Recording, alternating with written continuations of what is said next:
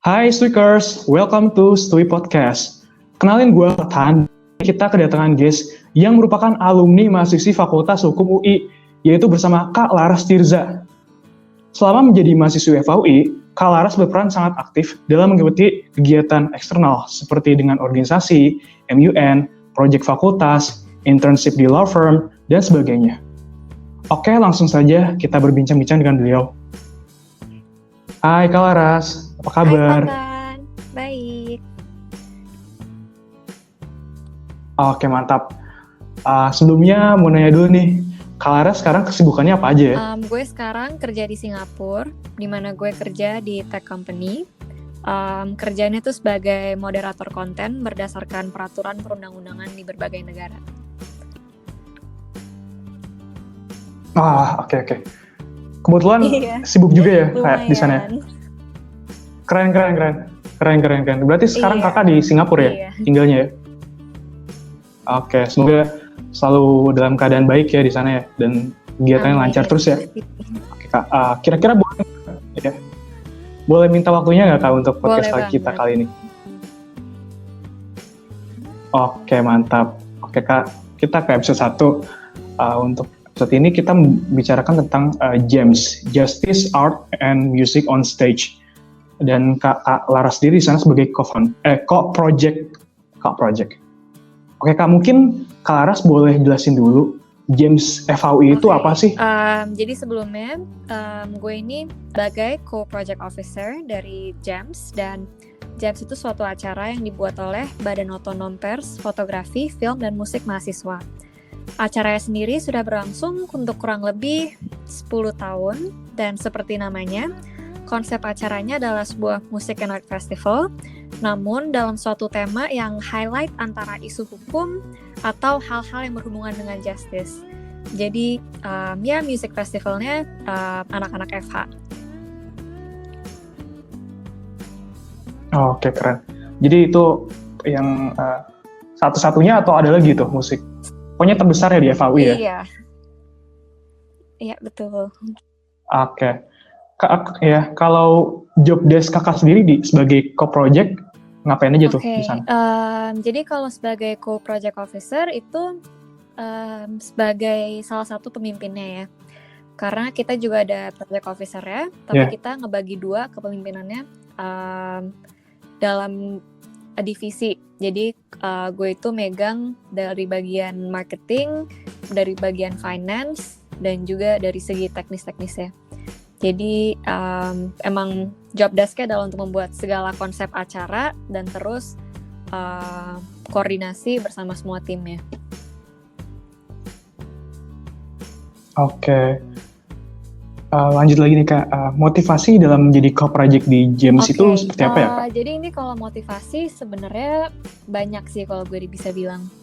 Yang pertama itu gue tuh pengen banget memperkaya diri gue sendiri dengan pengalaman yang cuman bisa didapetin di luar kelas, which is what I understand as learning by doing. Dan ini gue bisa bagi dalam 3 hal. Yang pertama adalah hard skill, terus soft skill, dan terus networking. Nah, kalau dari hard skill-nya sendiri, itu gue belajar banget yang namanya project management, yang pastinya akan berguna dalam dunia kerja. Which is very simple, because it's basically how we plan, and then we do it, and then we review it. Cuman kan kalau misalnya dalam skala musik festival, itu berarti kan banyak banget yang perlu direncanain, dan menurut gue itu berguna banget sampai sekarang. Nah, yang kedua adalah soft skills, dan yang gue paling belajarin sih itu adalah cara berkomunikasi secara efektif dan juga cara membangun yang namanya leadership. Dan menurut gue soft skills juga sangat berguna karena it's like another muscle that you flex. So the more you do it, the more you get better. Dan makanya gue pengen expose myself to an opportunity that allows me to build my soft skills. Dan yang ketiga itu networking, karena menurut gue kepanitiaan dan juga organisasi apapun adalah platform yang tepat untuk mengenal orang. Dan khususnya dalam GEMS, menurut gue ini acara yang cukup besar di Fakultas Hukum dengan kepanitiaan dengan sekitar 200 orang. Jadi gue bisa memperkaya network gue ke atas, bawah, kanan, dan kiri, yaitu di antara senior gue, di antara junior gue, dan juga teman-teman seangkatan. Jadi gue, itu pertama semua hal yang gue sebut itu sebenarnya menurut gue bisa didapetin di kepanitiaan atau organisasi apapun. Dan menurut gue semuanya itu bisa pastinya berguna di dalam CV lo. But as long as you articulate it in a specific way by describing your effort that you put in and also the amount and impact that it's created by the event. Tapi pastinya untuk bisa dapat semua pelajaran ini dengan maksimal, I feel that we have to have a really big motivation. Dan karena itu motivasi gue yang kedua adalah that I'm very passionate about my events. Karena gue suka ide awalnya dan gue juga suka konsep acaranya. Dan karena itu kalau misalnya lo enjoy kerjaan yang lo ambil, bebannya tuh jadi nggak terlalu kerasa. Jadi palingan before you decide to lead a project or organization, know that you are adding more problems to your already busy life. That's why it's important for us to choose our opportunities wisely in order for us to enjoy our problems. Dan dengan ini, gue jadi ngerasa gue lebih maksimal untuk mengerjakan eventnya. Oke, mantap banget. Kalau gitu lanjut lagi. Kalau keunggulan dari GEMS di tahun kakak itu di tahun 2017 dari tahun-tahun sebelumnya apa sih kayak yang inovasi yang kakak keluarkan? Jadi kan tadi gue sempat bilang tuh kalau event ini tuh sesuai sama passion gue. Jadi gue suka seni dan gue suka musik. Dan gue suka idenya kalau dua hal ini tuh bisa digunakan sebagai suatu instrumen untuk advocate on something that is often overlooked. Dan pas gue maba, jadi sekitar 3 atau 4 tahun yang lalu, gue notice kalau percakapan mengenai kesehatan mental itu masih sangat minim. Nah, jadi acara ini sendiri itu dibuat untuk membuat suatu music festival yang diharapkan bisa mengubah stigma terhadap penyandang disabilitas mental. Dan caranya adalah kita juga mengundang band penyandang disabilitas dengan membuat sebuah kolaborasi dengan suatu yayasan. Dan karena itu kita ingin mengubah paradigma agar penyandang disabilitas tidak diberikan perspektif yang diskriminatif sehingga stigma tersebut dapat berkurang dalam masyarakat. Dan mungkin karena gue tuh percaya banget sama tujuannya, that's also why I was passionate about the event. Oke, itu jadi tema utamanya ya, mental health ya, Kak? Oke, keren. Lanjut lagi, Kak. Challenge apa aja sih, Kak, yang Kakak hadapi selama di project GEMS ini? Oke. Tadi gue sempat ngomong kalau satu soft skill yang dibutuhkan adalah leadership dan communication. Dan kayaknya sih gampang ya kalau dibilangnya tuh dalam 2 kata itu. Tapi sebenarnya sih kalau misalnya dijalanin, menurut gue ini susah banget. Kalau yang pertama tuh terutama dalam rencana dan eksekusi. Karena gue inget banget pertama kali bidding, proposal kita itu 100 halaman. Dan itu menurut gue banyak banget. Panjang juga. Iya, tapi tentunya what happened in the end changed drastically from how we initially planned it to be. Namun konsep utamanya itu masih ada, tapi harus adaptif dengan situasi-situasi eksternal yang lalu kita tidak bisa control. Nah, jadi challenge yang pertama adalah bagaimana untuk menciptakan suatu konsep yang lalu dapat dinyatakan secara realistis. Dan terus bagaimana suatu konsep yang besar atau ambisi yang besar itu bisa di breakdown menjadi action items yang lalu bisa ditackle satu divisi dan lalu satu posisi. Jadi menurut gue sih kuncinya itu dalam koordinasi. Karena dalam kepanitiaan, it's not about what you do as a single person, but how you can manage a whole team. Dan menurut gue sih job description satu staff aja tuh nggak bisa diremehin. Dan roda kepanitiaan itu harus tetap berputar dengan memastikan bahwa semua orang itu membagikan tugasnya dengan benar. Itu yang pertama. Oh, oke, lanjut lagi. Yang kedua, menurut gue motivasi. Karena untuk gue sendiri, menurut gue susah untuk tetap termotivasi untuk setahun panjang itu. Apalagi untuk staff biasa. Jadi mungkin how I tackled this challenge was to really try to create real and authentic relationships with the person that you're working with. Karena menurut gue itu jauh lebih bermakna dibanding kepanitiaan atau organisasi apapun. Karena itu kita perlu membangun tim yang solid dengan merekrut orang-orang yang percaya dengan ide atau konsep acaranya, dan terus maintain that solidarity by connecting with your team often. Dan jadinya jangan cuman minta tolong cuman buat acaranya, tapi juga berusaha untuk mengetahui mereka as a person and try to network with them so that you know that you're sincere when you're doing when they're talking to you. Dan dengan itu menurut gue tim yang solid bisa dibangun.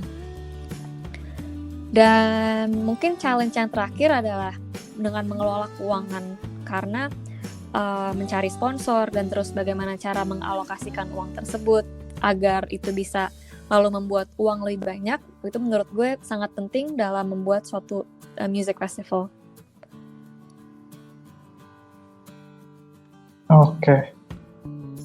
Keren. Lanjut lagi deh. Kalau dari hal menyenangkannya itu gimana ya ketika menjalankan proyek ini?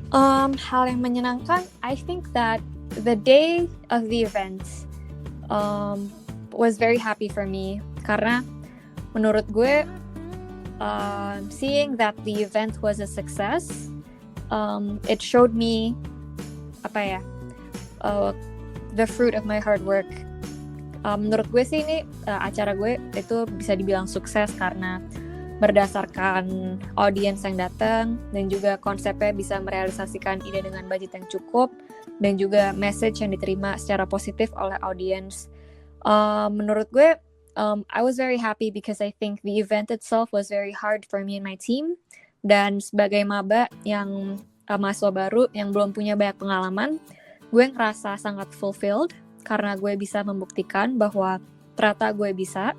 And it really gives me the impression that if I can conquer this mountain, then I'm ready for my next mountain. Dan I think that really is a thing that empowers me to try to tackle bigger challenges.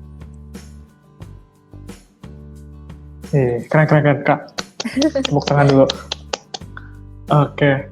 Itu jadi pijakan besar juga ya, karena proyek besar, apalagi ketika maba ya Kak. Jadi bebannya banyak ya? sih sebenarnya. Iya, untung aja, sukses ya. Terakhir nih, pesan untuk Stwikers yang mungkin tertarik dalam memimpin proyek pentas kesenian seperti James ini. Oke, mungkin sebagai ringkasan, mungkin tidak terbatas untuk proyek pentas kesenian ya, tapi proyek apapun. Yang pertama adalah coordination is key. And to me, leadership is about creating a shared vision or common goal and breaking this down into something that's doable for an individual. Seperti gue bilang tadi, semua posisi itu penting dan semua orang tuh perlu mengetahui apa ekspektasi mereka dalam suatu posisi. Yang kedua, yang penting itu komunikasi, jadi harus sering follow up dan memastikan bahwa ekspektasi tadi itu udah fulfill atau belum, dan juga harus berani untuk memberikan feedback yang konstruktif agar kita semua tuh bisa grow as a team. Dan ketiga is to have that passion, because we have to pick our problems in life and it would be wise if you pick something that you enjoy, so enjoy your problems. Dan terus mungkin gue juga sering ngomongin enjoy your problems, tapi it's also important that we adopt a solution-oriented mindset. Jadi jangan terlalu fokus terhadap masalahnya atau apapun yang terus menjadi roadblock dari perjalanan ini, tapi terus ask, what can we do now? Bisa nggak sih di breakdown dari hal yang paling ideal dan realistis? Karena I think that we can overplan as much as we want, but it's also important for us to be flexible with our journey. Dan success is very subjective, and I think that at the end of the day, what matters is what can we learn from this and how can we tackle the challenges realistically. Oke, keren. Daging semua tuh tadi tuh, jujur inspirasi saya juga tuh. Saya biasanya mikirnya problem terus stres gitu. Wah, nanti harus solution oriented ya. Bawa santai aja. Oke. Terus iya benar. What's next? What happened gitu. Iya, benar. Lagi UAS nih. Jadi orientednya problem terus jadi saya. Oke, mungkin meringkas aja yang udah kita omongin. Jadi kita udah ngomongin kesibukannya Kak Laras, penjelasan mengenai James dan job desk Kak Laras di sana seperti apa, motivasi Kak Laras sebagai project di James, apa yang menjadi keunggulan dari James 2017, challenge yang Kak Laras hadapi selama di project James 2017, hal menyenangkan apa yang Kak Laras dapatkan selama di James, dan pesan untuk seekers yang ingin memimpin project tidak hanya pentas seni, tapi apapun project-nya.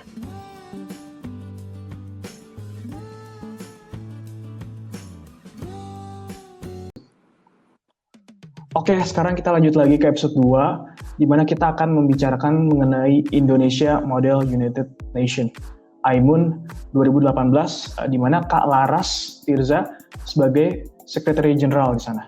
Hai. Oke, mungkin langsung aja. Ya, hai Kak. Ya. Oke, jadi mungkin dari role-nya dulu kali ya. Betul. Jadi pertama, Indonesia Model United Nations atau IMUN merupakan konferensi sidang Perserikatan Bangsa-Bangsa atau simulasi sidang PBB, sering dikenal sebagai MUN. Oke, kalau role sendiri, Secretary General merupakan ketua kepanitiaan, jadi pemimpin dalam konsep dan eksekusi, dan juga penanggung jawab utama acara. Jadi dari tema, konsep, terus guest speaker itu siapa, itu tanggung jawabnya kira-kira seperti itu. Oke. Dan perjalanan Kak Laras hingga diterima menjadi Secretary General di IMUN itu gimana sih ceritanya dulu? So I actually felt that MUN as a competition is actually a platform for development that is very dear to me. Dan gue itu udah partisipasi dalam MUN dari SMA, dan I feel that a lot of my early developments was invested in this competition.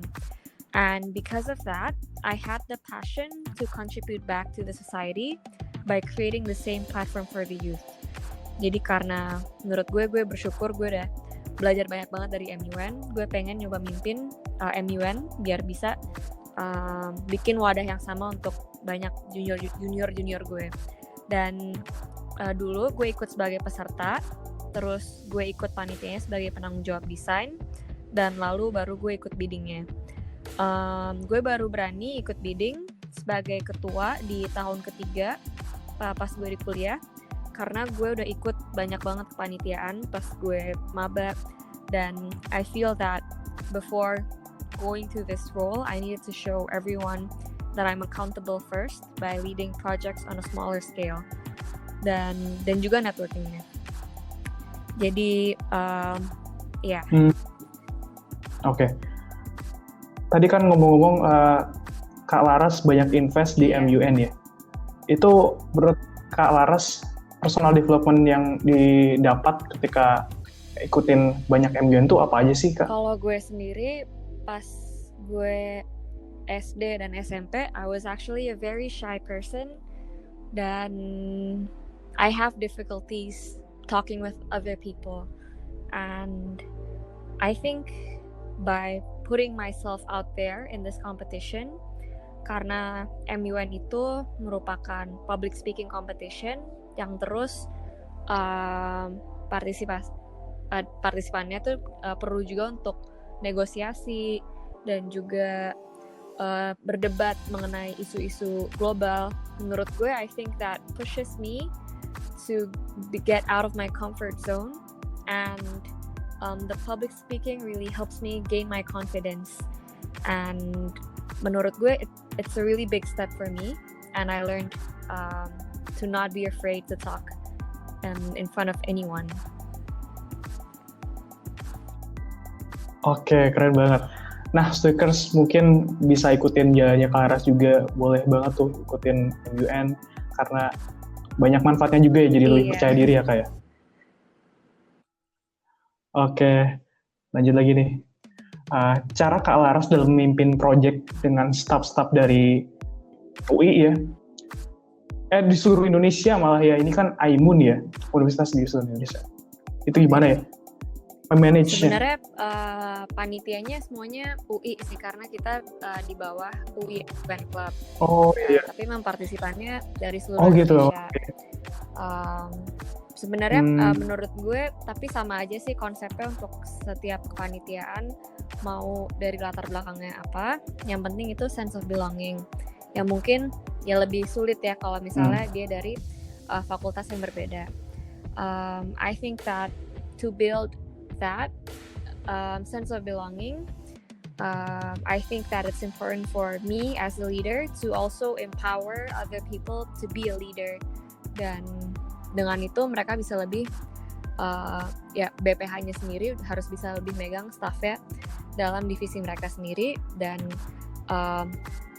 ya membuat suatu persahabatan atau something yang di luar kepanitiaannya untuk mereka merasa mereka bisa contribute, gak cuma untuk kerja gitu. And I feel that dari panitia intinya kita udah harus membangun timnya berdasarkan preference mereka, jadi harus didedikasiin juga waktu yang serius untuk dalam masa-masa recruiting, biar staff-staffnya itu juga ditempatkan di divisi-divisi yang emang sesuai dengan passion mereka.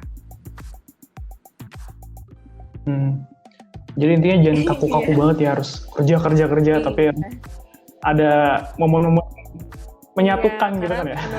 Menurut gue yang penting tuh pertemanannya sih, the friendship that you gain in the event, not the event itself, yang menurut gue itu lebih bermakna. Iya, networking ya kayak. Oke. Lanjut lagi, impact positif yang dihasilkan dari Project AIMUN 2018 ini seperti apa ya? I feel that semua acara pada dasarnya pasti akan memiliki impact yang positif, karena pasti ada pembelajarannya, dan menurut gue ya impact itu sangat subjektif. Tapi kalau menurut gue sih positif impact-nya menurut gue ini bisa menjadi ya wadah perkembangan untuk anggota-anggota, nggak cuma dari segi perlombaannya, tapi juga dari untuk anggota kepanitiaan, untuk segala soft skills yang mereka dapetin. And pastinya because of the impact that I felt from the event that I had while experiencing MUN, I wanted to pass on that experience to other people, and hoping that could be an investment to their self-development. Dan ya pastinya sih yang seperti yang tadi bilang, networkingnya sendiri juga menurut gue udah salah satu impact yang besar. Oke. Lanjut lagi. Challenge yang Kak Laras hadapi selama menjadi Secretary General di AIMUN itu gimana ya? Oke. I feel that semua acara menurut gue masalahnya agak sama sih. Karena kan diantara ngelola waktu, ngelola uang, dan juga ngelola tim. Dan I feel that everything is a bit interconnected. Karena contohnya untuk bisa ngelola waktu, ya kita harus bisa ngelola tim kinerja dengan baik. Terus mungkin challenge yang terbesar adalah gimana caranya kita bisa ngeprioritasin tenaga orang dan juga uang eventnya itu kira-kira di mana. And I think that how we can prioritize, my tip is just to list everything that we need to do, and we try to analyze which one gives us the biggest impact. Dan juga kalau misalnya acaranya itu sifatnya buat nyari uang, berarti perlu diprioritasin juga divisi mana yang perlu diprioritasin biar uang yang dibikin tuh lebih cepat datangnya. Karena kayak semua acara itu bakal bergantung kepada budgetnya. Gitu.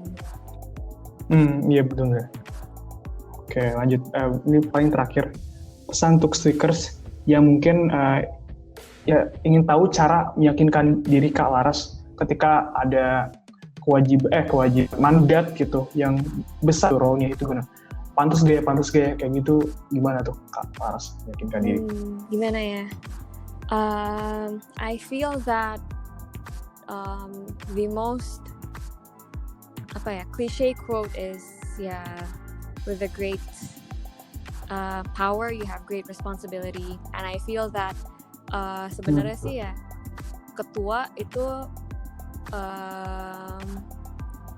menurut gue sih ya berarti dia tuh orang yang emang harus paling sering mikirin event ya, paling sering kerja, paling sering ngingetin orang lain. Dan menurut gue sih kalau misalnya ada suatu hierarki, ketua tuh justru yang paling bawah, karena dia tuh yang emang perlu bisa ngebawa semua orang untuk memberikan dedikasinya kepada acara ini. Karena kan ya acara di perkuliahan kan gak cuma satu acara ini, tapi gimana caranya biar orang-orang tuh rela buat dedicate their time and energy. Dan menurut gue ada beban yang besar yang dipegang sebagai ketua panitia. Dan pasti orang-orang itu seringkali capek, seringkali stres. Dan I think it's also important for us to be able to mengelola that kind of energy well, dengan kayak sering-sering nyemangatin teman-teman kita dan juga ngasih afeksi, dan at the end of the day make meaningful connections that last more than the event. And itu yang menurut gue bikin gue very grateful to be the leaders of several events, is because of those connections that I make. Oke, keren banget Kak. Oke, mungkin sudah pertanyaan terakhir ya. Gue mau ngerangkum aja. Jadi kita udah ngomongin Aimun itu apa sih, dan role Kak Laras di sana seperti apa, dan perjalanan Kak Laras untuk diterima menjadi Secretary General di sana. Bagaimana cara Kak Laras memimpin project dengan staff-staffnya di Aimun, impact positif yang dihasilkan oleh Aimun, challenge Kak Laras ketika menghadapi role ya di Aimun, dan pesan untuk speakers yang ingin meyakinkan diri ketika ada opportunity untuk memegang role yang besar gitu. Oke, sekarang kita lanjut lagi ke episode 3. Kita akan ngomongin mengenai mapres utama yang didapatkan oleh Kak Laras di FHUI. Nah, Kak, mungkin boleh jelasin dulu mapres itu apa? Oke. Jadi, mahasiswa berprestasi adalah suatu penghargaan yang diberikan oleh Kementerian Ristek Dikti berskala untuk perguruan tinggi negeri di Indonesia. Proses pemilihannya itu ada pemilihan dari setiap fakultas, lalu setiap PTN, dan lalu dalam skala nasional. Penghargaan ini diberikan untuk murid terbaik yang lalu dipilih oleh dosen-dosen PTN tersebut. Terus saya sendiri, saya adalah mahasiswa berprestasi Fakultas Hukum Fakultas Hukum UI tahun 2019. Oke. Mungkin dari persyaratannya itu gimana ya Kak untuk menjadi mapres Kakak? Jadi ada beberapa hal yang dinilai, yaitu dari segi akademis, terus keaktifan murid, dan juga dari karakter murid. Yang pertama itu ada penilaian CV berdasarkan IPK dan pencapaian-pencapaian selama di perkuliahan. Pencapaian ini terdiri dari kepanitiaan, organisasi, dan lomba. Terus mereka ini dihitung secara akumulatif berdasarkan skala nasional atau internasional dalam perlombaannya, dan kalau dalam jabatan atau kepanitiaan atau organisasi itu berdasarkan dia tuh apakah sebagai pemimpin, sebagai badan pengurus harian sebagai ketua. Jadi itu yang dilihat. Terus selain itu ada presentasi makalah yang menurut gue menarik karena kita perlu memaparkan suatu ide berdasarkan tema besar. Kalau pas gue itu temanya berdasarkan sustainable development. Dan presentasi ini dilakukan secara bahasa Inggris dan Indonesia. Jadi itu presentasi dan juga papernya sendiri yang disubmit. Yang terakhir itu ada interview, di situ ada penilaian karakter. Oke. Banyak juga ya ini persyaratannya. Jadi jangan terjal nih kalau kalian dari Stuikers yang ingin seperti Kak Laras. Tapi tentu pengalaman emas ya, jadi berharga gitu. Oke Kak, lanjut lagi. Motivasi Kak Laras dalam mengikuti program pemilihan Mapres ini gimana sih dulu? Motivasi itu dimulai pas gue maba. Dan awalnya itu ada motivasi eksternal. Karena pas gue orientasi itu gue ngeliat angkatan gue itu ada 500 orang. Dan menurut gue ya banyak banget. Udah gitu gue bisa ngeliat kalau berdasarkan itu persaingannya itu sangat ketat. Dan bukan lagi gue cuman bersaing sama angkatan gue, tapi pasti gue bersaing dengan angkatan bawah dan angkatan atas. Dan juga ya murid hukum yang dari PTN lain atau ya mungkin dari luar negeri bahkan. Dan ya I just felt that it's a really big competition and I feel that any competitive advantage that I can gain would really be beneficial for my future. So that was my initial drive, is to make me competitive for my employers. Tapi terus ketika dijalanin, kayaknya tuh yang lebih bermakna itu semua pelajaran yang didapetin. Karena dalam setiap in every challenge that I managed to tackle, putting myself out there, and I felt that setiap kali gue berhasil untuk conquer a mountain, I feel that I can conquer a bigger mountain, and I feel that that's way rewarding, and it showed me that the greatest fear was fear itself. So I felt that the journey was more rewarding than the destination. Oke, jadi perjalanan tuh terus ya, kayak ketika sudah dapat sesuatu yang sangat berharga, tentu ada hal lagi yang ngedrive kita untuk kita kejar lagi gitu, biar terus termotivasi. Iya. Karena menurut gue learning is a never ending journey. Jadi kayak kalau misalnya gue udah dapet penghargaan, I don't want to stop there. Kayak gue mau nyoba cari yang lebih susah, cari yang lebih besar. And I think that's how I continue to try to improve myself. Oke, jadi harus terus challenge diri sendiri dan terus pokoknya ditempa gitu ya.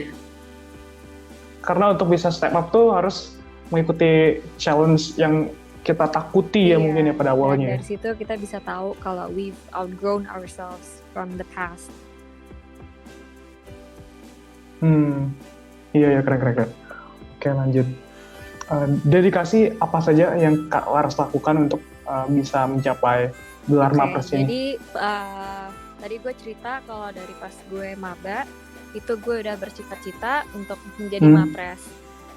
Tapi kan kayak ya gue tuh sebagai maba, ya gue tuh juga belum banyak menang lomba atau gue belum ngerti gimana caranya buat menang lomba itu. Jadi sebenarnya sih ya pas gue maba ya cita-cita itu juga masih ngawang. Dan ya yang perlu, how I can achieve that is to make an action plan that is feasible from in each year. Dan menurut gue jadinya gue mulai ngelihatnya kira-kira lomba apa aja yang gue bisa ikutin yang masih skalanya kecil, atau kira-kira gue mau mulai ikut kepanitiaan atau organisasi apa yang terus gue bisa belajar dari culture mereka dulu. Dan tentunya ya gue nggak bisa menang lomba-lomba yang gue udah menang dalam sehari. Jadi gue perlu banyak cari senior yang terus bisa mentor gue dan melatih gue untuk self development. Dan jadi kalau misalnya gue mau lomba, gue coba dulu yang misalnya skalanya tuh dalam skala kota, terus skala negara, terus baru berskala internasional. Sama kayak kepanitiaan, gue coba mimpin 4 orang dulu jadi ketua divisi, terus mimpin 20 orang sebagai ketua proker, terus baru mimpin 100 orang. And I feel that makes it more achievable, karena terus gue bisa ngebagi cita-cita gue ke hal-hal yang gue bisa capai dalam kapasitas gue. So I trust the process.